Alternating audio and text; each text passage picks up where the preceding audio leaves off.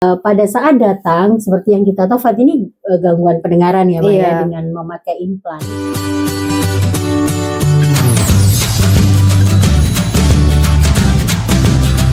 Hai, berjumpa kembali dengan kami, Yayasan Aurika di Surabaya. Nah, kali ini ada bintang tamu di podcast kita, yaitu Mama Fatih. Kita sapa dulu Mama Fatih. Saya biasa panggilnya Mama Fatih, tapi nanti kita tanya namanya siapa gitu ya.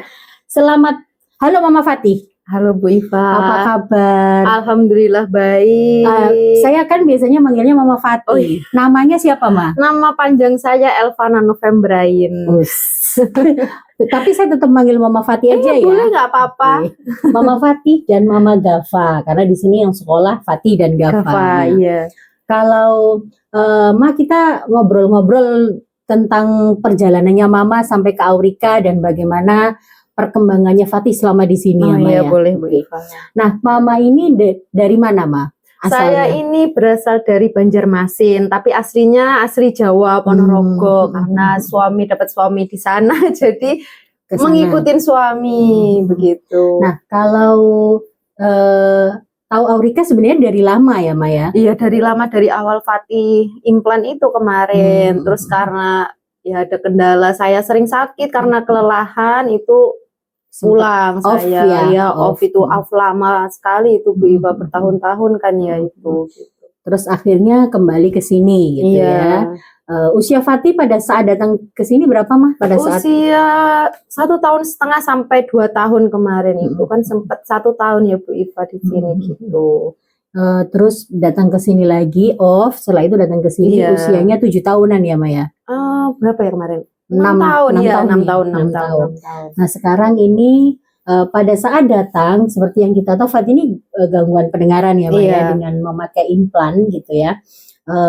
Pada saat datang itu memang secara perilaku gitu ya, Ma, ya, perilakunya memang ada hal yang sedikit hambatan gitu ya pada perilakunya. Seperti apa, Ma, kalau perilakunya Fatih ini? Kalau untuk perilaku sih memang mungkin lebih ke emosional, terus juga kepatuhan kepada orang lain itu memang agak susah. Terus juga anaknya ini gimana ya, egois gitu loh, emosinya masih tinggi sekali itu Bu Iva. Masih semaunya gitu ya, masih Ma, ya? semaunya itu. Makanya saya kesini kan kemarin juga saya minta ini kira-kira hambatannya apa lagi selain ngomongnya itu kan, terus selain bahasa ya. Benar, selain bahasa. Jadi kita kan kemarin di sini kan screening ulang kan ya. Jadi ya alhamdulillah ya itu sih kemajuannya sangat bagus di sini. Nah, artinya pada saat datang memang selain bahasa gitu ya. Kalau bahasa kan memang FET gitu ya, Ma, ya.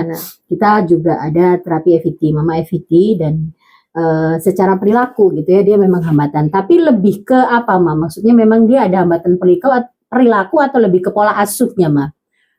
Kalau pola asuh sih mungkin ya apa ya Bu Iva ya, mungkin adalah beberapa yang kurang untuk pola asuh, tapi lebih paling utama ya lebih ke perilaku itu. Karena kan di Banjarmasin itu memang anaknya itu mendapat terapi perilaku ya. Cuman karena di sana itu minim untuk pengetahuan atau apa gitu. Jadi ya perkembangannya lambat gitu. Beda dengan yang di sini gitu. Makanya saya memutuskan untuk ke sini. Oke. Ma, pada saat kan seperti yang kita tahu perilakunya Fatih memang Mama sampaikan dan kita sudah screening gitu ya, kita assessment pada saat datang ada hambatan pada perilakunya. Mama sampaikan tadi dia ya semaunya gitu, emosinya kadang masih tinggi gitu ya. Sekarang itu kan sudah mulai ada banyak perubahan gitu ya, Ma, ya. Ada banyak perubahan pada perilakunya. Nah, bagaimana caranya Mama di rumah? Kan ini juga bukan waktu yang lama ya. Mama di sini kan berencana untuk stay, artinya dia 6 tahun, mau kelas 1 7 tahun gitu kan, mau kembali lagi ke Banjarbaru gitu ya, ke Banjar.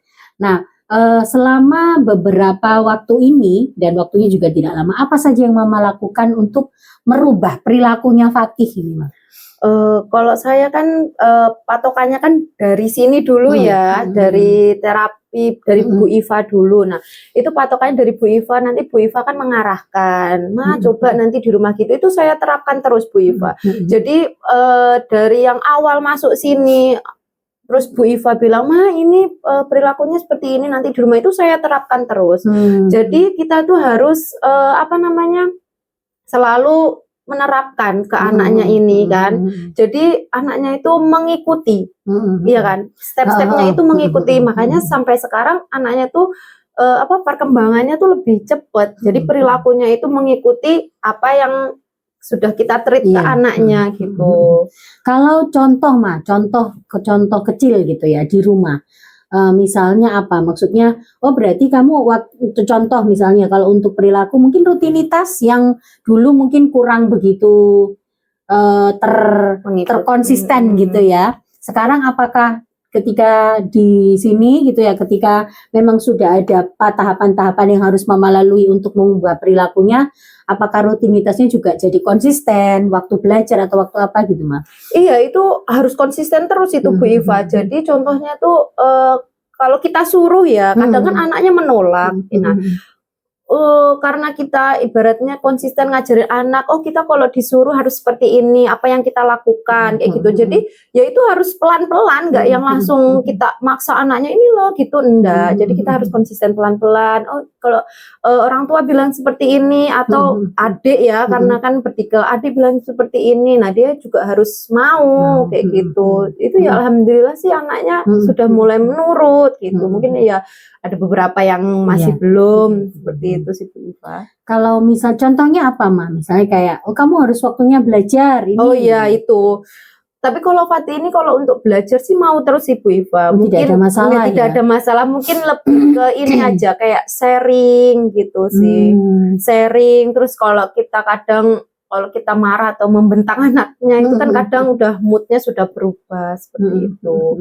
Karena kalau misalnya kalau sharing dia nggak mau meskipun sama Gava gitu. Jarang banget mau Bu Iva. Dulu susah banget. Terus juga karena pola asuh juga mungkin bukan dari saya kan, ibaratnya ada manuan di keluarga gitu kan. Jadi kan nggak konsisten saya ngajarinnya. Makanya kenapa saya kesini, karena kan di sini kan cuma sama saya aja. Jadi pola asuhnya kan saya seutuhnya full sama saya. Jadi dia mengikuti. Biarpun nanti kita kayak liburan, nanti ketemu keluarga atau apa gitu kan tetap anaknya tetap konsisten seperti itu gitu. Walaupun memang ada beberapa kayak moodnya, pengen ini nggak diturutin kayak marah-marah gitu. Gitu ya, Ma? Sudah nggak marah-marah sekarang Bu. Kalau dulu iya, sekarang enggak, lebih bisa dikasih tahu lah, gitu, dinasehatin. Gitu artinya sih. Artinya sudah bisa dipahamkan bahwa jangan marah gitu ya, Ma. Karena Ma ini sedikit spill ya. Kalau dulu kan setiap kali dia marah itu dia tantrumnya nangis gitu ya. Terus lempar-lempar, manggil-manggil yang biasanya membela itu biasanya membela gitu ya. Nah, itu sampai kadang lama gitu ya. Lama sekali ketika dia nangis, terus dia manggil yang biasanya membela gitu ya, terus dia teriak-teriak gitu ya. Benar. Itu memang agak sedikit waktu pertama kok kaget gitu ya. Nah, ternyata dengan tahapan-tahapan Mama yang memang merubah itu menjadi perilakunya dirubah dari sehari-hari di rumah gitu ya. Itu susah nggak, Ma? Kalau di rumah kan pasti sama ya. Pasti dia tantrum dan juga ini ya. Susah sekali itu. Dia intinya kita harus konsisten aja sih. Terus juga kita harus tegas gitu kan. Kalau saya kan memang orangnya tegas. Jadi tegas apa, maksudnya tidak iya, gitu. Mendelik apa gimana?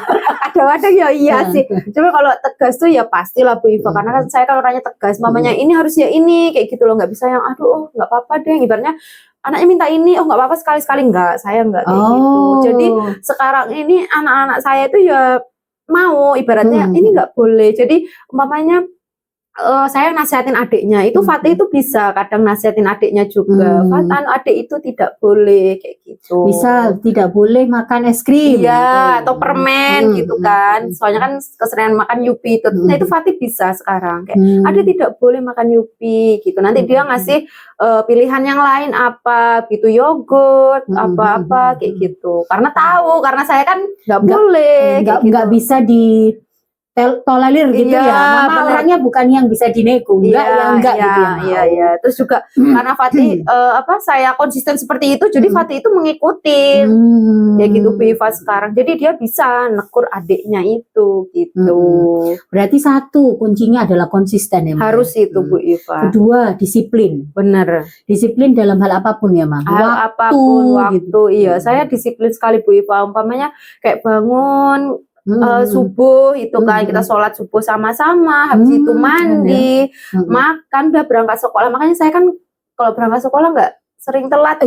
Iya, karena itu Mama selalu sekitar 6:30 sudah datang di sini. Iya, seperti itu Bu Iva. Dan akhirnya rutinitas itu menjadi kebiasaan baik yang bagus sekali ya, Ma ya. Karena kan kayak anak kan tidur siang itu kan menurut saya tuh wajib, perlu lah Bu Iva, karena dia kan metabolismenya kan kembali fresh untuk belajar nanti sore atau malam kayak gitu loh.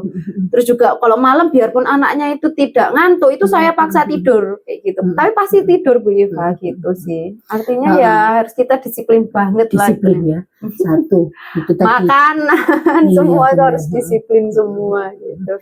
Karena memang salah satu kuncinya ya konsisten dan disiplin ya, Mbak. Benar. Dan tidak boleh 1 minggu konsisten, minggu berikutnya nggak apa-apa. Iya. Atau kalau kita bilangnya ya sedikit-sedikit gitu ya. Ya kalau saya sih kayak apa ya Bu Iva, yang penting tuh ada gitu kan, ibaratnya ada yang kayak masa jedanya longgar kayak gitu. Oh ya kita kayak jalan-jalan atau apa kayak gitu loh Bu Iva. Maksudnya tuh nggak yang harus konsisten belajar terus tuh enggak kayak gitu kan. Iya. Soalnya kasihan anaknya kan kalau belajar terus juga Fatih ini tipenya kalau belajar tuh lebih suka seperti itu. Berarti Mama tidak ada masalah menerapkan waktu belajar ya, Maya? Nah, tidak masalah Bu Iva. Dimanapun kapanpun anaknya nggak pernah nolak. Keren ya. Maksudnya tidak semua anak juga bisa untuk menerapkan waktu belajar. Waktu tidur juga ini ya, Maya? Iya, tidur juga teratur gitu ya? Banget Bu Iva. Misalnya Mama pernah ngasih tahu nggak ke Fatih, misalnya Fatih hari ini kalau pagi Fatih harus ini, nanti siang harus begini, atau Mama buat timetable atau memang hanya ngasih tahu aja? Awal-awal saya ngasih tahu, tapi semakin dia semakin besar itu sudah langsung karena konsisten itu tadi ya, terstruktur sendirilah sama anaknya gitu. Jadi kayak langsung saya bangunin pagi itu cuman saya gawil-gawil aja, itu dia langsung mandi gitu kan, mandi sendiri, habis itu ambil baju sendiri, pakai baju, terus tuh makan, kayak gitu sudah. Nanti pulang sekolah lepas baju, cuci tangan, cuci kaki, makan, habis selesai makan dia juga langsung lepas alat, ditaruh, udah langsung tidur, seperti itu. Bangun tidur pun juga gitu, saya bilang kan, pasti nanti jam 5.00 mandi. Jadi dia sering ngeliatin jam, nanti kalau udah jam 5 baru mandi. Berarti Mama juga memahamkan bahwa ini loh Fatih, nanti kamu jam 5, apa yang kamu lakukan dan akan kamu lakukan itu Mama sampaikan ya. Meskipun tidak ada timetable gitu ya, rutinitas itu. Tapi Mama Fatih nanti jam 5.00 kita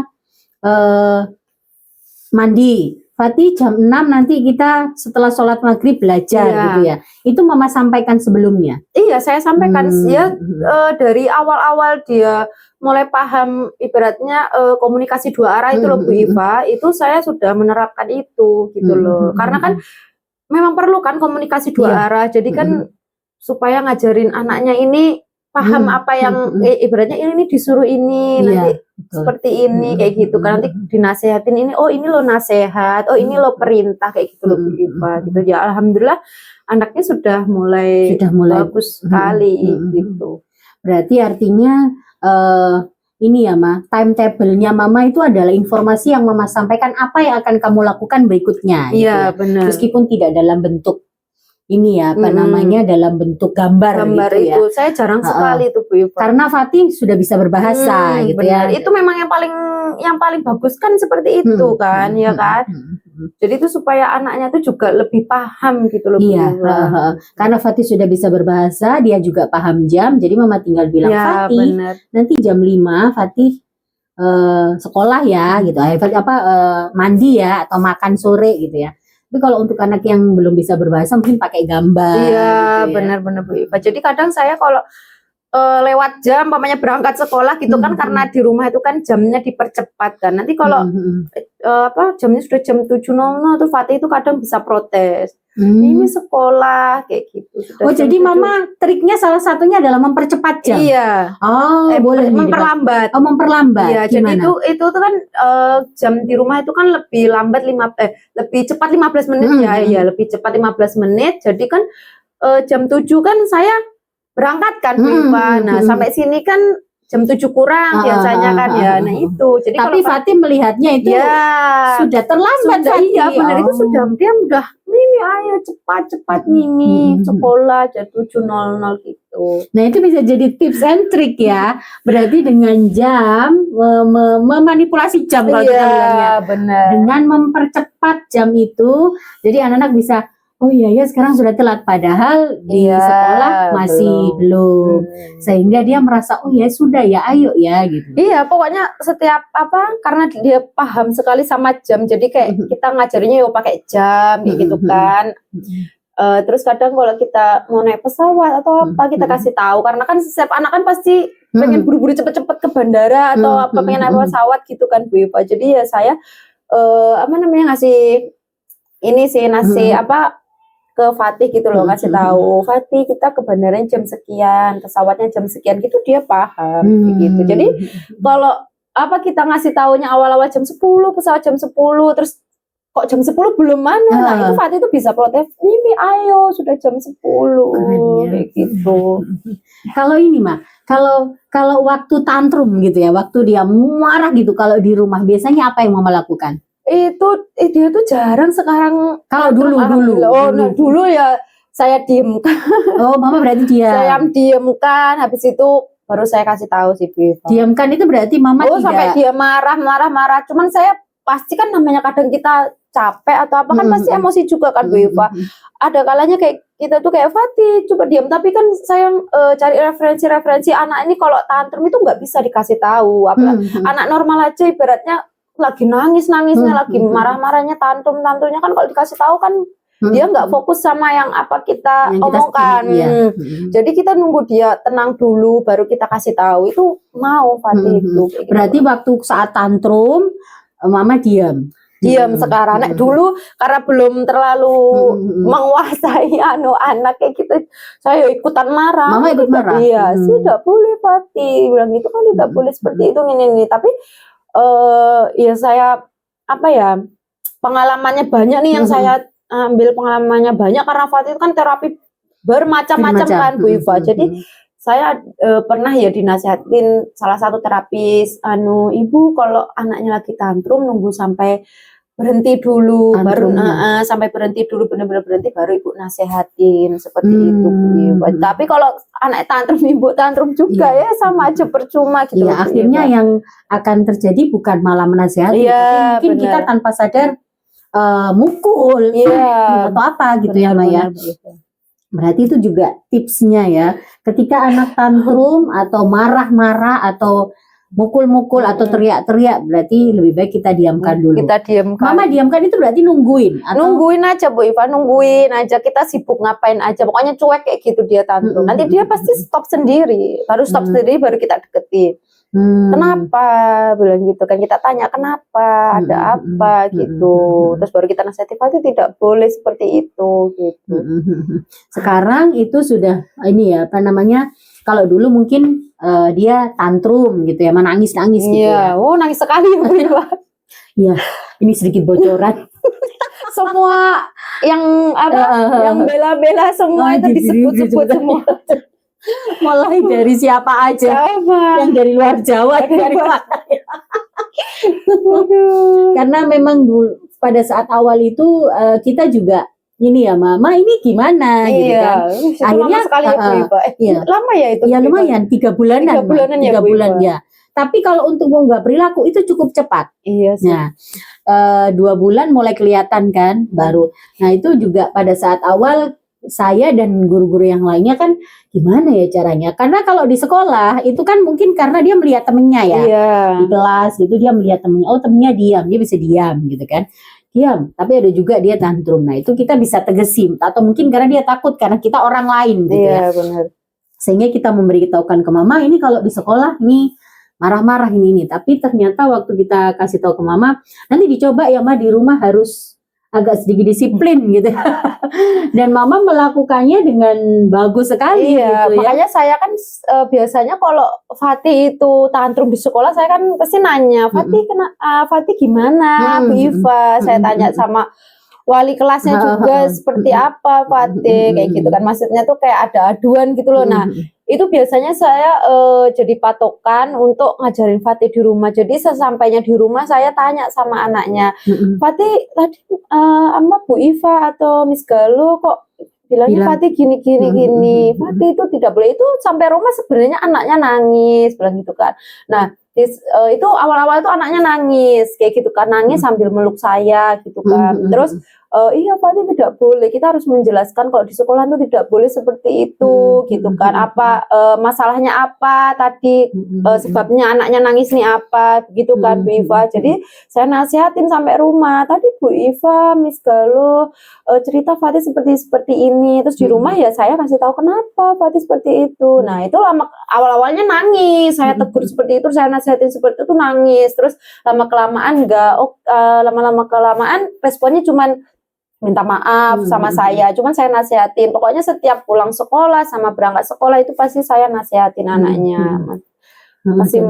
Kasih apa motivasi lah, pemahaman ya. Bener ya, memang sih komunikasinya tuh perlu banget sih Bu Iva gitu. Berarti intinya adalah mengubah perilaku itu salah satunya juga perlu bahasa ya Maya. Iya perlu sekali, perlu bahasa dan komunikasi yang memang untuk dipahami. Jadi ketika kenapa kamu tadi kok nangis, nah, tidak boleh ya, itu kan Fatih sekolah ini itu juga salah satu targetnya Mama kan, sehingga bahasanya juga dia berkembang, sekarang membaik karena secara bahasa dia berkembang, jadi dikasih tahu bisa gitu ya Maya.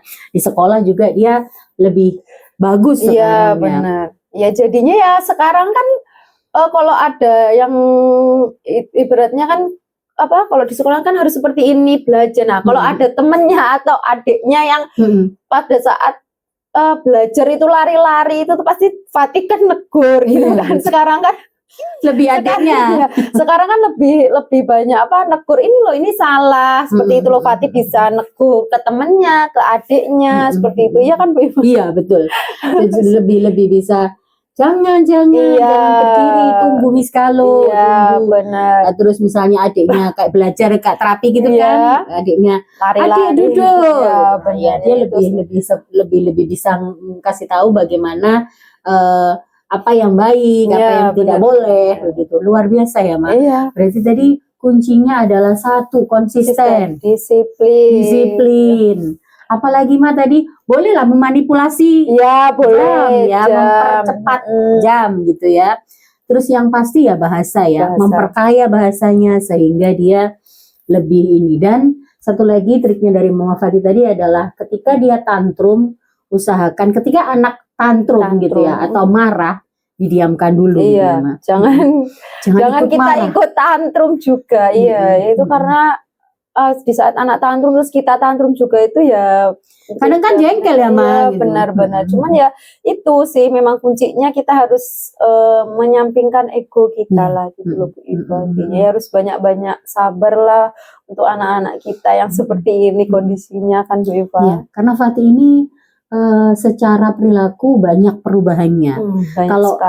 Kalau kemampuan bahasa mendengar itu juga bagus ya banyak. Cuman memang Fatih ini perilakunya itu menjadi lebih membaik sehingga pada saat belajar itu dia lebih bagus lagi, lebih fokus lagi dan lebih konsentrasi lagi gitu ya Maya. Pada awal kan Misalnya dia tidak mau mainan Iya. ini atau dia tidak mau belajar ini, dia marah. Tapi sekarang tunggu dulu, nanti dulu dia bisa dipahamkan gitu ya, Ma.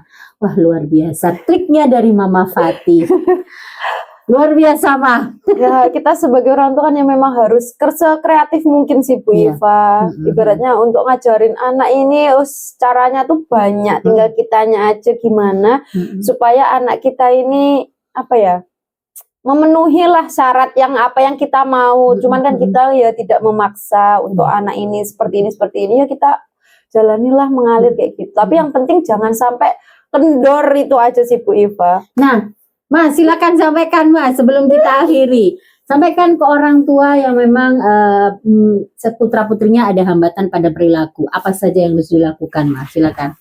Pesan saya sih untuk orang tua yang anak yang luar biasa seperti Fatih, seperti itu kan, saya cuman bisa selalu semangat, selalu apa ya, selalu terus belajar lah supaya anak ini sesuai sama target kita untuk kedepannya, karena kan kita nggak selamanya mendampingin si anak ini.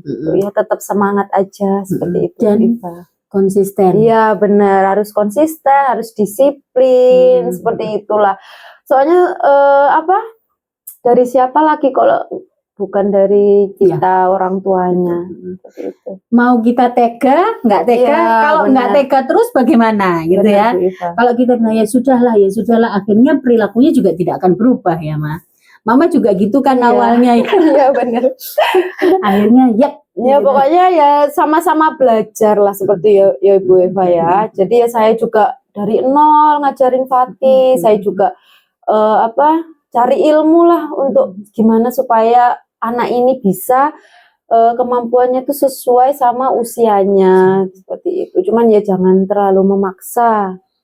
Harus sesuai, melihat kondisinya juga ya. Melihat kondisi si anak seperti apa. Gitu. Baik, ada lagi Mah? Nah, sudah. Mama, terima kasih banyak tipsnya, triknya, pengalamannya dari jauh gitu ya, datang ke sini. Banyak sekali perubahannya Fatih, terutama perilakunya. Banyak juga. Sekarang Fatih sudah bisa membaca, menulis, didekde, berhitung. Dan yang paling excited itu adalah dia sudah bisa soal cerita. Ini kan susah ya, membuat kalimat. Cepat gitu sekali ya Bu. Iya. Luar biasa, dari awal, padahal awal itu ya belum bisa baca, belum bisa ini sama ya. sekali dari nol lah. Dari nol. Sekarang sudah banyak perkembangan. Semoga Fatih terus berkembang, terus berprogres walaupun sudah tidak di Aurika. Ya, Ma. Tetap semangat, Ma. Terima kasih banyak sudah sharing. Ini luar biasa sekali. Saya juga mengucapkan banyak terima kasih sama Bu Iva, sama Miss semua di sini kan sudah membimbing, terus mendidik Fatih sampai sejauh ini. Ma. Sama-sama, tetap semangat. Nanti tantangannya Mama adalah tidak di sini, kembali ke rumah. Tapi komunikasi itu perlu sih Bu Iva, ibaratnya biarpun 1 bulan atau 2 bulan sekali seperti itu kita komunikasikan untuk perkembangan Fatih gitu kan. Soalnya kan kalau untuk anak berkebutuhan khusus itu kan memang harus ada pendampingan dari pihak yang lebih paham seperti itu. Karena itu Bu Iva. Baik, terima kasih Ma. Iya, sama-sama Bu Iva. Sampai jumpa lagi di topik-topik yang lebih menarik. Terima kasih Mama Fatih. Sampai jumpa.